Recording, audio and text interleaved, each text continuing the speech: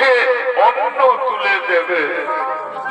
তুমি আজ একটি প্রাণ কেড়ে নাওনি রাজা, তুমি আজ তিনটা প্রাণ এই পৃথিবী থেকে কেড়ে নিলে।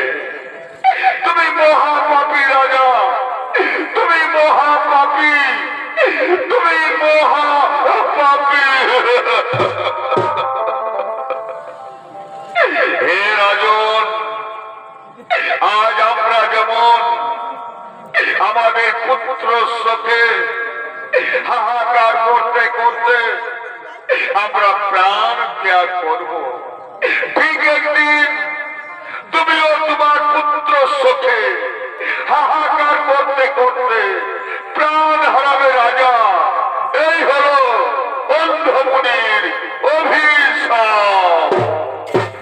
হে মুনিবর, আপনার অভিশাপকে আশীর্বাদ মনে করে আমি মাথা পেতে নিলাম।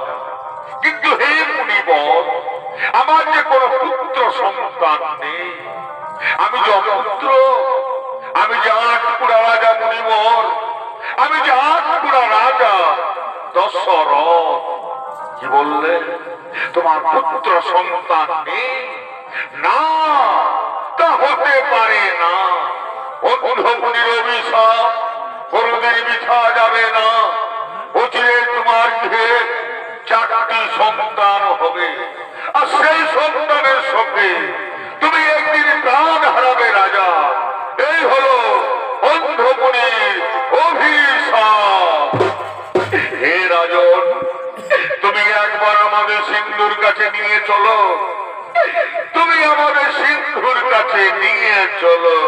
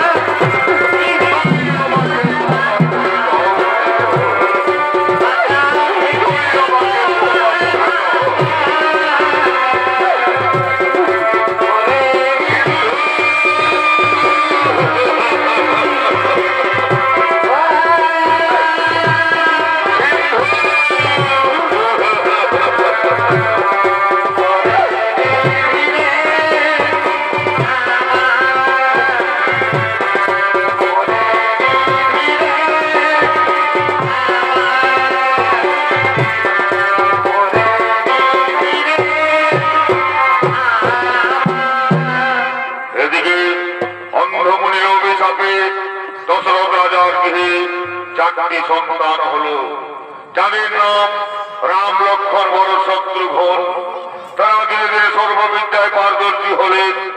রামচন্দ্র তারকা রাক্ষসীকে বধ করলেন, অহিলা উদ্ধার করলেন, হরধন ভঙ্গ করে মা সীতাকে বিবাহ করে রামচন্দ্র অযোধ্যা রাজ দরবারে ফিরে এলেন। এদিকে অযোধ্যা রাজ দরবারে মহারাজ দশরথ এবং তার মন্ত্রী সেনাপতিগণ আগমন করছেন।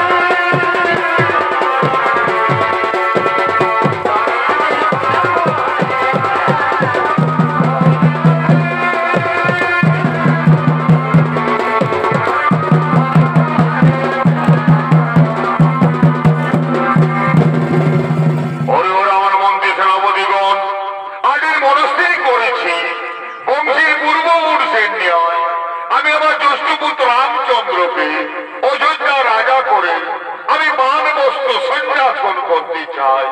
তোমাদের কি মতামত আমার কাছে তোমরা প্রকাশ করো ভাই। মহারাজ, এত তীব্র প্রস্তাব মহারাজ। আমরা সকলে চাই, অযোধ্যাবাসী সকলে চান, এরপর আপনি অযোধ্যা রাজা করুন রামচন্দ্রকে।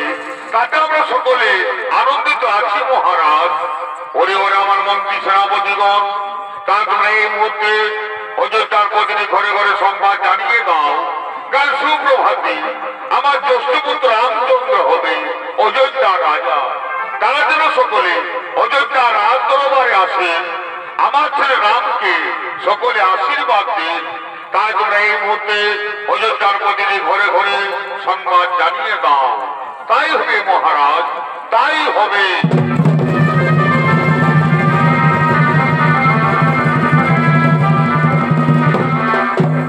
এদিকে অযোধ্যার প্রতিটি ঘরে ঘরে সংবাদ জানাতে বাদ্যকার আগমন করছে।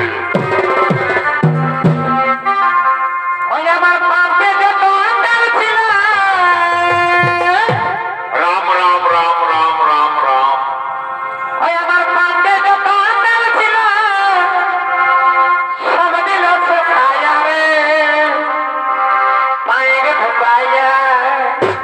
বাবলু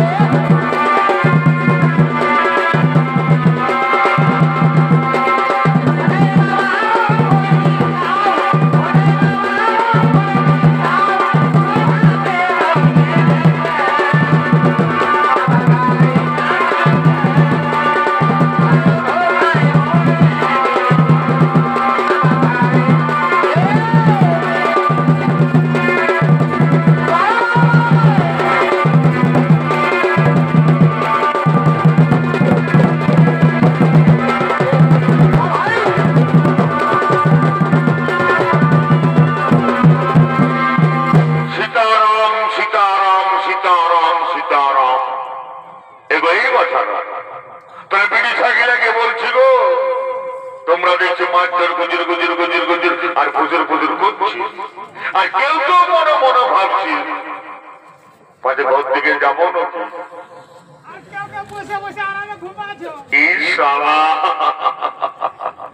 এই জন্য আমাদের পুরুলিয়ার কবি গান লিখেছে গো, যে বিটি ছায়ার মন বুঝা বড় নয়। এই দাদা, তোমরা জানো তোমাদের কাছে আমি কেন এসেছি? জানো না? তোমরা প্রচুর জানো। তোমরা হয়তো মনে মনে ভাবছো যে তোমাদের গ্রামে কাজ ফুটবল খেলা হবে, তো কোনটা পড়ছে না বলবে, কোনটা পড়ছে না বলবে।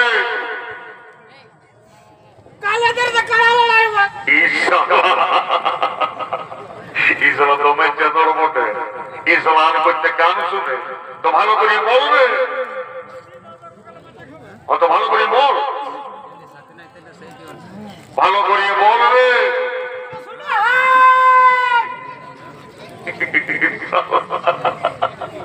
আচ্ছা আচ্ছা দৌড়ের পাল্লায় পড়লি, ঈশলা মদন গাঁজানো দিল সে খাই দেবে। কোথাও নাই পালি হারা খাইছে, অত ভালো করে বল। মন নাই করছে তো মাই খাবি। আচ্ছা আচ্ছা ধর্মটা বাপ একেবারে কমিটির দিক দৌড়িচ্ছে, তো ভালো করে বলবে। আমার মনে হচ্ছে ইসলাম মদ গাঁজা দিল সে খায় ডিংডাং হয়ে সব ভুলিয়ে যাচ্ছে।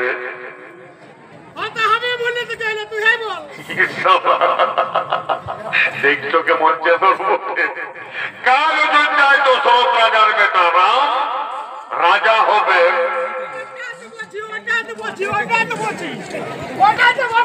কখন বলবো আমি মনে করিয়ে নিলি তখন বলছে ওইটাই তো বলছি ওইটাই তো বলছি ওইটাই তো বলছি। শুনো বল এই দিয়ে দিল শ্রীরাম আর এই দিয়ে শ্রীরাম আর এই মাঝে আর অযোধ্যায় দশরথ রাজার বেটা রাম কাল রাজা হবে। এই জন্য মহারাজ তোমাদেরকে সবাইকে নিমন্ত্রণ করতে পাঠাইছে। দেখো মা মসি কাকি জেঠিরা তোমরাকে বলছি গো তোমরা কাল কেউ ঘরে থাকো না বাছারা তোমরা সবাই যাবে অযোধ্যা রাজ দরবারে।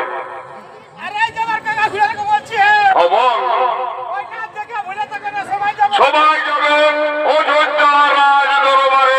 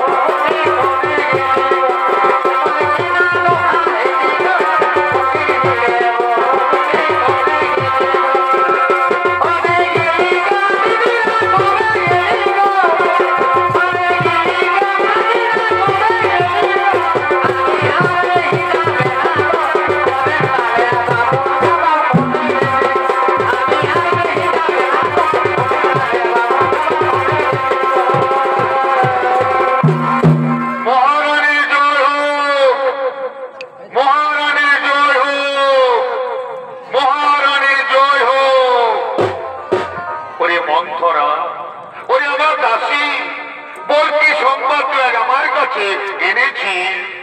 মহারানী, কাল অযোধ্যা রাজা হবে রামচন্দ্র, এই সংবাদ আমি তোমার কাছে এনেছি। ওরে মন্থরা, এত অতি আনন্দের সংবাদ তুই আজ আমার কাছে এনেছি। কাল অযোধ্যা রাজা হবে রামচন্দ্র, এর থেকে আর আমার কাছে কি আনন্দের সংবাদ হতে পারেনি মন্থরা? এই যে আমার কোন রত্নহার তোকে আমি পুরস্কারে পুরস্কৃত করলাম।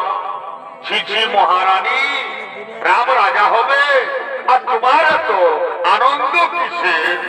না রে মন্থরা, তুই অবশ্য আমার বলিস না। রাম আমার জ্যেষ্ঠ পুত্র, সে আমাকে সর্বক্ষণ মামা বলে ডাকে, তাই রাম রাজা হলে আমার কোন দুঃখ নেই রে মন্থরা। মহারানী, তুমি ভেবে দেখো, রাম রাজা হলে ভরত হবে রামের দাস, আর তুমি হবে কৌশল্যার দাসী। তার থেকে তোমার মৃত্যু অনেক ভালো রানী। তুমি মরে যাও, তুমি মরে যাও। না রে মন্থরা, তুই কথা আমাকে বলিস না। রামকে আমি ভরতের থেকে অনেক ভালোবাসি, সে আমাকে সর্বক্ষণ মামা বলে ডাকে, তাই রাম রাজা হলে আমার কোনো দুঃখ নেই রে মন্থরা। মহারানী, তুমি ভেবে দেখো, আর তুমি যদি আমার কথায় চলো, তবে আমি তোমার ছেলে ভরতকে অযোধ্যা রাজা করে দেব। কেমন করে, কেমন করে হবে দাসী আমার ছেলে ভরত অযোধ্যা রাজা? বল তুই, কেমন করে হবে আমার ছেলে ভরত অযোধ্যা রাজা? মহারানী, পূর্বে দেবতা দানবদের যুদ্ধে মহারাজ কত বিক্ষত এসেছিলেন, তখন মহারাজকে তুমি সেবা যত্ন করে ভালো করেছিলে। তখন মহারাজ তোমাকে দুটি বর দিতে চেয়েছিল, আর তুমি মহারাজের কাছে সেই দুটি বর চেয়ে নাও। এক বর করো তোমার ছেলে ভরতকে অযোধ্যা রাজা, আর এক বর করো রামকে 14 বছর বনবাসী। হেরে মন্থরা, আজ আমি তাই করব। আজ এই মহারাজের কাছে দুটি বর চাইব। এক বর করব আমার ছেলে ভরতকে অযোধ্যা রাজা, আর এক বর করব রামকে 14 বছর বনবাসী। মহারানী, তুমি তোমার অলংকার খুলে ফেলো, তুমি মাটিতে পড়ে থাকো, তবে তুমি মহারাজের কাছে ওই দুটি বর পাবে। ওই তো মহারাজ তোমার কাছেই আসছে। এখন আমি আসি রানী, এখন আমি আসি। মহারানী,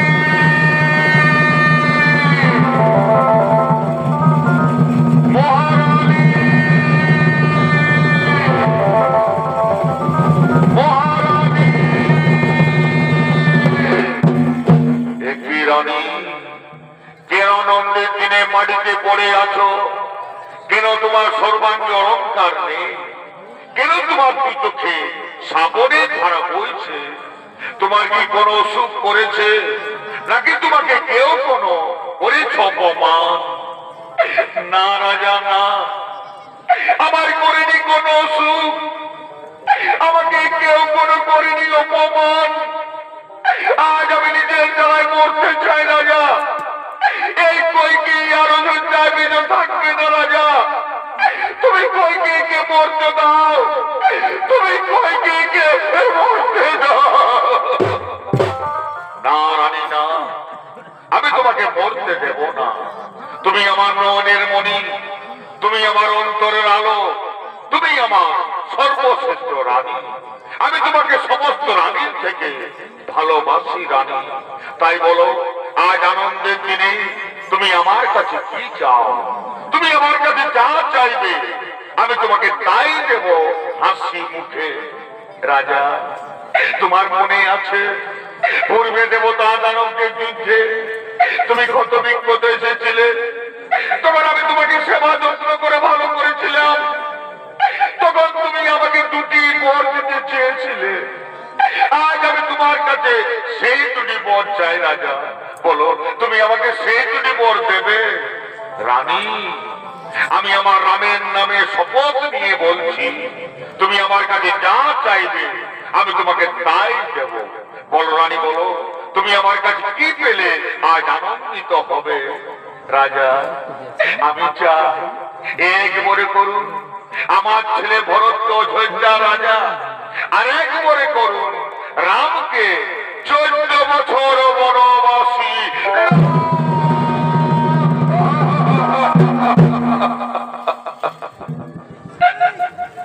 না রানী না, তুমি এই বর আমার কাছে চেও না, তুমি অন্য বর আমার কাছে চাও। তুমি অন্য বর আমার কাছে যা চাইবে আমি তোমাকে তাই দেব, কিন্তু তুমি আমার কাছে এই বর চেও না। না রাজা না, অন্য বর আমার প্রয়োজন নেই রাজা। যদি আপনি আমাকে দেবেন 2টি বর, এক বরে করুন আমার ছেলে ভরত অযোধ্যা রাজা, আর এক বরে করুন রামকে 14 বছর বনবাসী।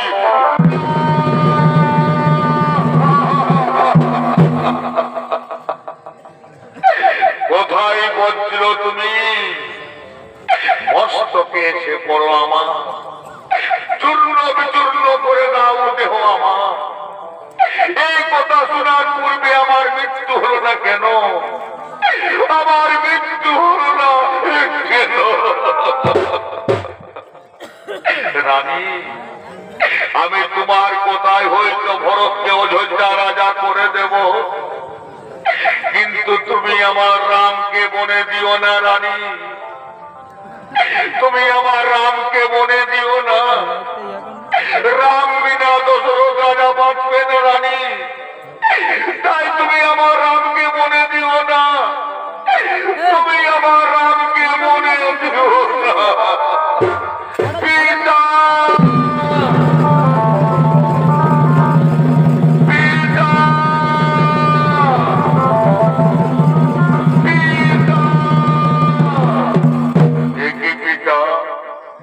সিংহাসন ছেড়ে মাটিতে পড়ে আছে, কি হয়েছে আপনার? কেন আপনি আমার সাথে কথা বলছেন না? মা মাগো, তুমি তো সকলেই জানো মা, কি হয়েছে আমার পিতা, কেন উনি আমার সাথে কথা বলছেন না? ওরে রাম, তোর পিতা আজ আমার কাছে অঙ্গীকারাবদ্ধ, আজ আমি ওনার কাছে 2টি বর চেয়েছি, এক বরে করতে হবে আমার ছেলে ভরতকে অযোধ্যা রাজা, আর এক বরে হবে তুমি 14 বছর বনবাসী। মা এই কথা মা, এই জন্য আমার পিতা পড়ে আছেন মাটিতে। না পিতা না, উঠুন আপনি সিংহাসন গ্রহণ করুন, ভরতকে কোন অযোধ্যা রাজা, রাম হবে 14 বছর বনবাসী। হে পিতা, আজ আমার কি পরম সৌভাগ্য যে আমি আমার পিতা মাতা ঋণ শোধ করতে আমি চলে যাব 14 বছর বনবাসে। বিদায় পিতা, বিদায় মাতা, বিদায় অযোধ্যাবাসী, তোমরা আমাকে বিদায় দাও। রাম তুই আমাকে ছেড়ে যাস, রাম তুই আমাকে ছেড়ে বিদায় পিতা, বিদায় মাতা, বিদায় অযোধ্যাবাসী।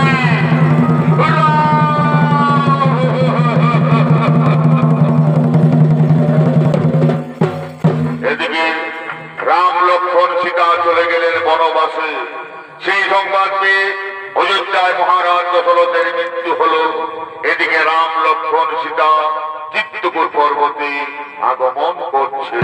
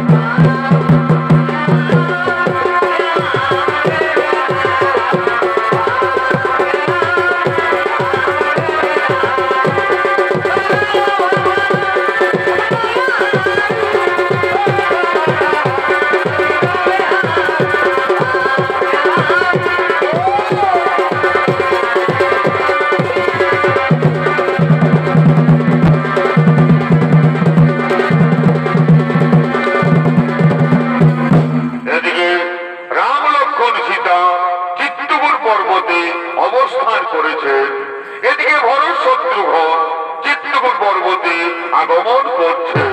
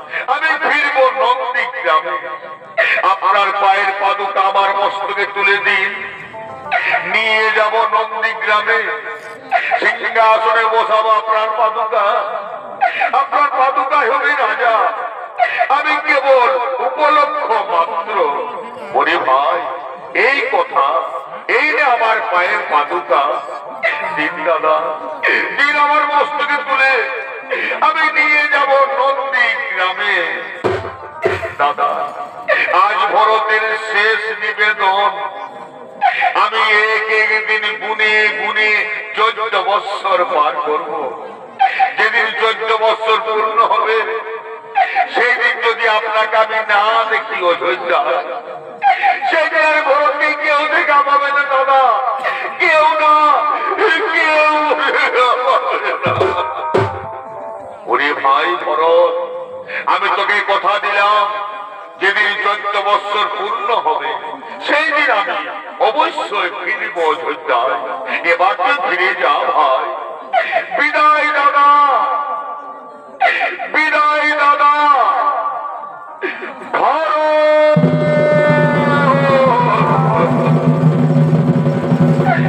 বিদায় দাদা।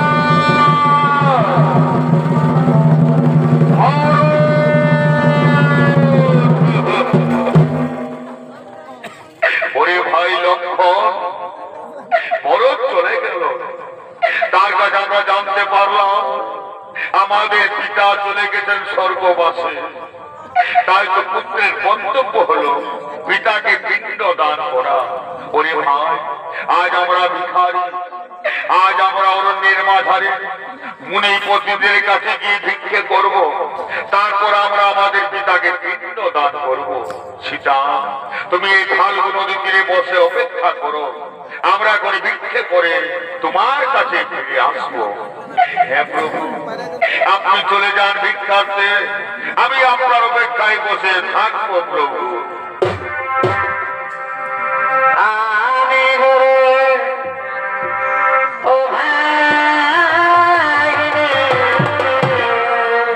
আজ ভগবান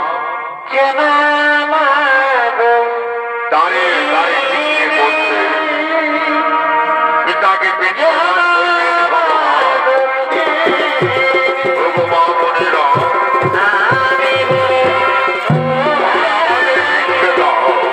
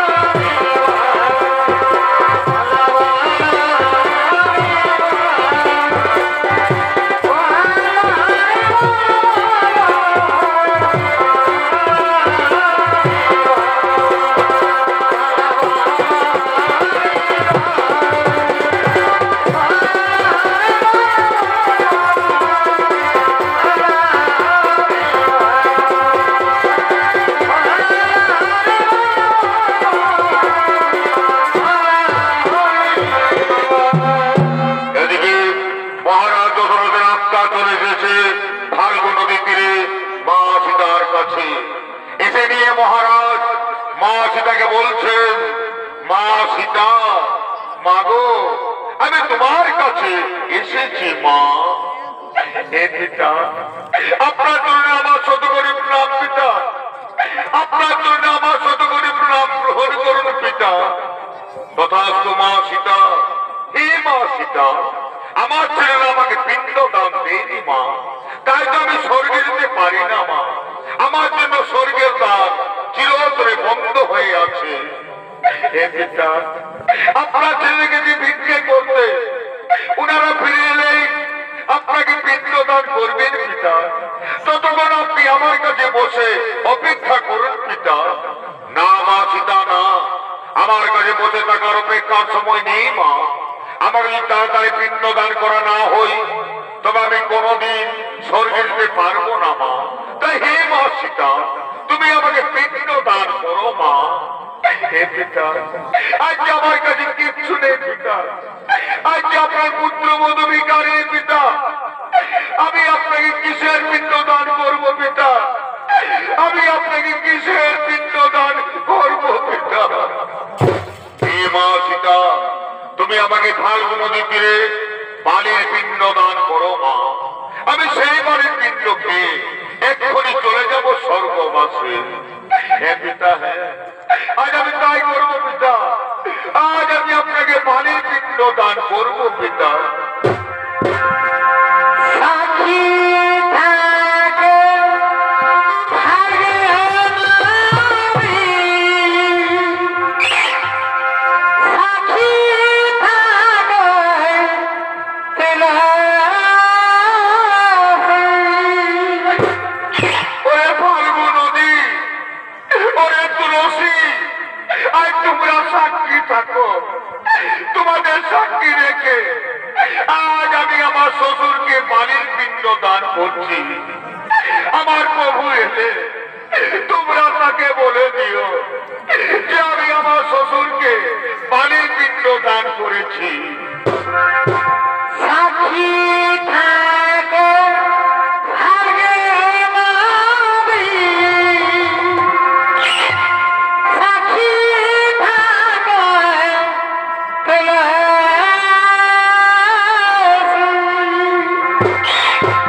সাক্ষী থাকে পুতসীমন শ্বশুরকে সাক্ষী থাকো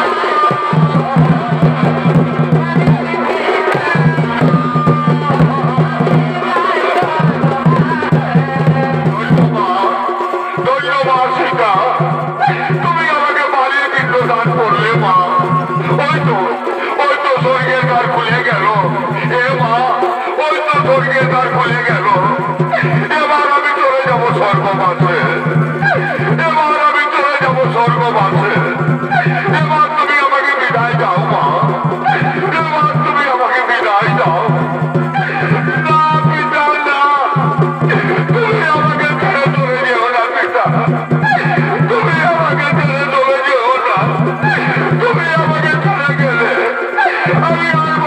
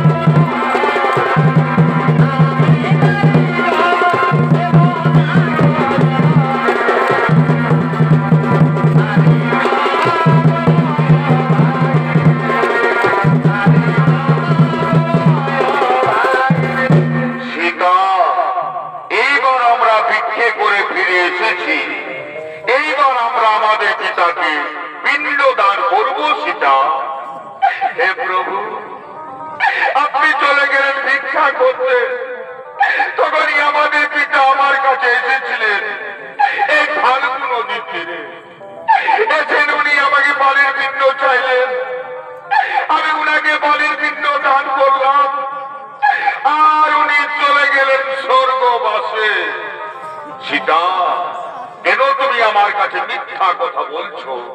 আমার পিতা তো এইখানে আসতে পারেননি। সীতা, না না প্রভু, না, আমি মিথ্যা কথা বলিনি প্রভু। আমি আপনার শপথ নিয়ে বলছি, আমাদের পিতা আমার কাছে এসেছিলেন, আমি উনাকে বালির পিণ্ড দান করলাম, আর উনি চলে গেলেন স্বর্গবাসে। সীতা, তুমি যে আমার পিতাকে বালির পিণ্ড দান করেছো, তোমার কাছে কেউ কি সাক্ষী আছে? আছে প্রভু, আমার কাছে এই ফাল্গু নদীর সাক্ষী আছে। ওরে ফাল্গু নদী, তুই তো দেখেছিস তোর সামনে, তোকে সাক্ষী রেখে আমি আমার শ্বশুরকে বালির পিণ্ড দান করেছি। তুমি এই কথা আমার বহুকে বলে দাও, তুমি আমার মা রক্ষা করো, তুমি আমার মা রক্ষা করো।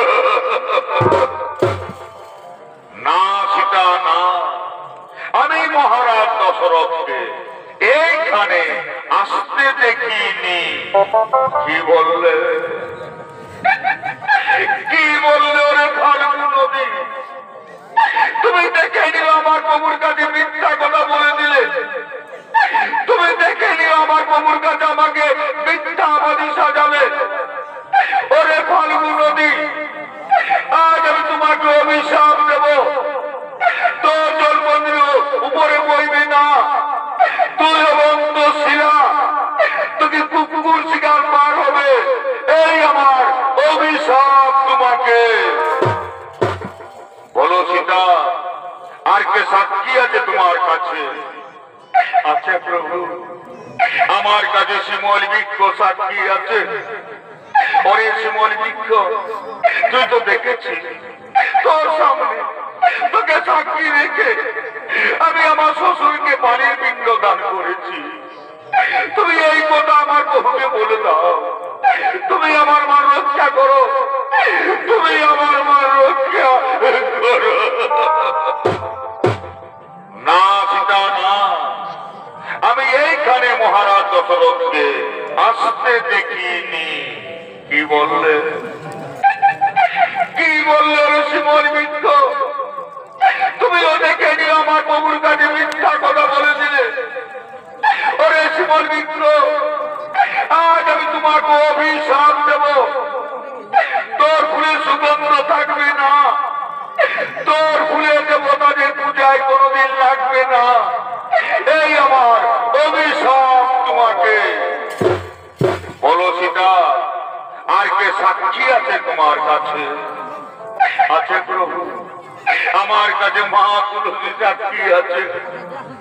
মা গো, তুমি তো দেখেছো মা, তোমার সামনে তোমাকে সাক্ষী রেখে আমি আমার শ্বশুরকে বালির পিণ্ড দান করেছি।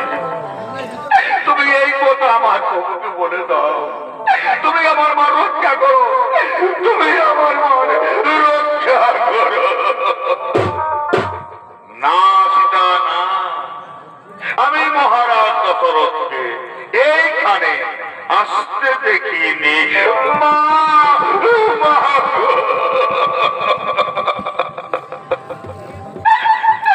মা গো তুলসী, তুমিও মিথ্যা কথা বলে দিলে মা। তুমি দেখে নিও আমার প্রভুর কাছে আমাকে মিথ্যাবাদী সাজালে। হে মা তুলসী, আজ আমি তোমাকে অভিশাপ দেব, তোর কাছে যেখানে সেখানে পার হবে, তোমাকে কুকুর ঘৃণা করবে, এই আমার অভিশাপ তোমাকে। বলো সীতা, আর কে সাক্ষী আছে তোমার কাছে? আছে প্রভু, আমার কাছে বটবৃক্ষ সাক্ষী আছে। ওরে বটবৃক্ষ, তুই তো দেখেছিস তোর সামনে তোকে সাক্ষী রেখে আমি আমার শ্বশুরকে বালির পিণ্ড দান করেছি। তুমি এই কথা আমার প্রভুকে বলে দাও, তুমি আমার মান রক্ষা করো, তুমি আমার মান রক্ষা করো। হে মা সীতা, হে প্রভু রামচন্দ্র, আপনি চলে গেলেন ভিক্ষা করতে, তখনই আপনার পিতা মহারাজ এসেছিলেন ফাল্গু নদীর তীরে। এসে নিয়ে মহারাজ মা সীতাকে বালির পিণ্ড চাইলেন। মা সীতা মহারাজকে বালির পিণ্ড দান করলেন। তখনই মহারাজ চলে গেলেন স্বর্গবাসে। এটা আমি নিজের চোখে দেখেছি প্রভু। আমি যে মনে করি মিথ্যা কথা বলিনি প্রভু। মা সীতা যা বলেছেন তা সম্পূর্ণ সত্য ঘটনা প্রভু। ধন্য ধন্য রে বটবৃক্ষ, তুই আজ আমার মান রক্ষা করলি। ওরে বটবৃক্ষ, আজ আমি তোমাকে আশীর্বাদ দেব। সত্য ত্রেতা দাপর কলি 4 যুগে অমর হয়ে থাকবি। তোর পাতা তোর গাছ থেকে কোনোদিন ঝরে শেষ হবে না। তোর ছায়া থাকবে শান্তিশীতল স্নিগ্ধ। তুই চিরদিন অক্ষয় পথ হয়ে থাকবি। এই আমি তোমাকে আশীর্বাদ দান করলাম প্রভু। এবার তো আমি মিথ্যে বলিনি প্রভু, এবার আমি মিথ্যে বলিনি। উঠো সীতা, উঠো তুমি। আমি প্রমাণ করলাম সত্য তুমি আমার পিতাকে বাড়ির পিণ্ড দান করেছ। তাই নারী হয়ে জগতের বুকে পিণ্ডদান খ্যাতি যুগে যুগে মানবের মুখে অমর হয়ে থাকবে। এই আমি তোমাকে আশীর্বাদ দান করলাম। শুনো সীতা, শুনো ভাই লক্ষণ, এইবার আমরা চিত্তকূট পর্বত ছেড়ে চলে যাব পঞ্চবতী বনে। আজ তো হাত তুলে বলে রে কৃষ্ণ রাধে রাধে। পূর্ণ হবে সকল নমস্কার।